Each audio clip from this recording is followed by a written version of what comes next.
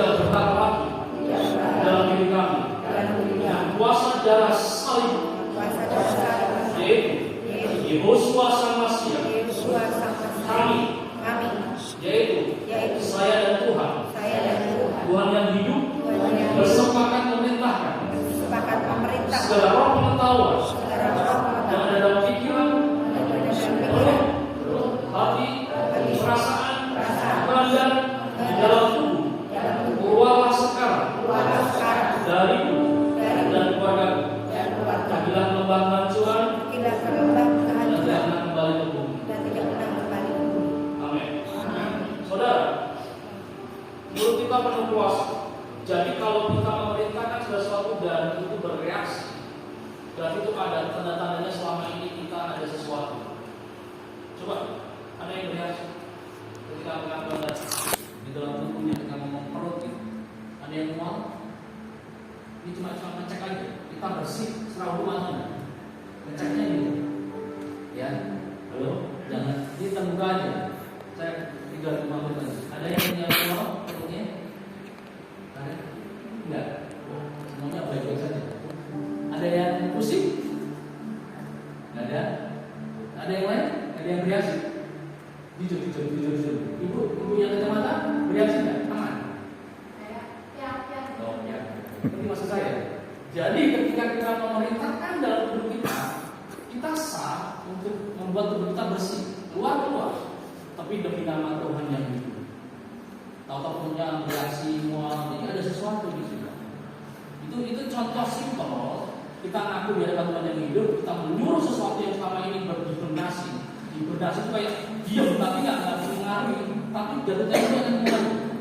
Kita suruh keluar. Apa yang terjadi? Pusing, mual. Tadi ada perut, ada tubuh, ada pikiran, ada yang piar-piar. Ada yang lain? Bapak, aman? Hah? Agak pusing. Seperti maksud saya. Jadi ternyata demi nama Tuhan kita membuat tubuh kita juga bereaksi. Jadi selama ini memang kita ada ibadah, simpel kan? Jadi kita langsung praktek di sini. Jadi nanti praktek di rumah, mulai minta petunjuk Tuhan, terus datang kepada Tuhan, mengaku bahwa saya punya dosa ini, ceritakan semua kronologisnya. Bapak saya pernah ke dukun, dukunnya ngasih air minum, dan saya minum, dan saya kena air minum dukun, dan saya tahu setelah dari Tuhan, saya minta ampun, dan aku perintahkan setiap roh yang ikut dalam minum itu saya mintakan keluar. Ada peristiwa beberapa bulan minggu yang lalu ada ibu sering makan bunga kandil waktu dia ngelakoni. Ketika dia mengaku salah di hadapan Tuhan, dia langsung buka sepoyang-poyangnya dan pahit-pahit kandil. Ini mungkin pengajaran yang jarang diajarkan di gereja. Tapi saya mau praktekkan di mana mau saya diundang supaya ada sisi lain, mungkin berkat atau lain dijadikan khotbah lain.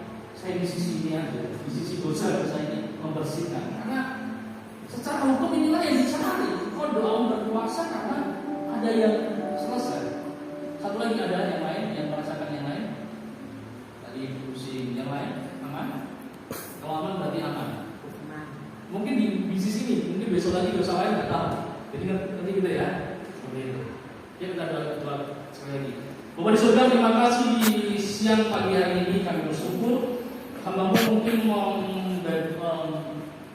ceritakan tentang kasih-Mu kurang mendekat ketika Roh Kudus sendiri yang membuka lebih lanjut lagi. Kami minta Roh Kudus supaya mengajarkan lebih dalam lagi sesuatu yang mungkin hamba-Mu terlalu tinggi penyampaiannya, terlalu tidak dimengerti. Ampuni hamba-Mu, tapi Roh Kudus sendiri akan menerjemahkan, menjelaskan lebih dalam lagi pada anak-anak tempat ini. Saya bersyukur buat Pak Joko yang saat ini boleh mengembalakan tempat ini dengan hikmat manfaat, punya visi yang lebih besar buat kerajaan tempat ini.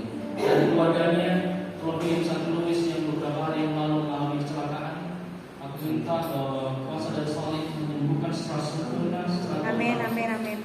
Romotor kecelakaan yang mulai menghantui, minta keluar dari Santo Louis supaya kedepannya tidak lagi kecelakaan, tidak ada roh maut yang mengintip.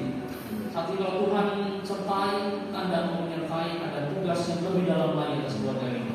Berkati semuanya dalam menemani tempat ini, biarkan kasih Tuhan mengalir, biarkan hikmat manfaat mengalir, dan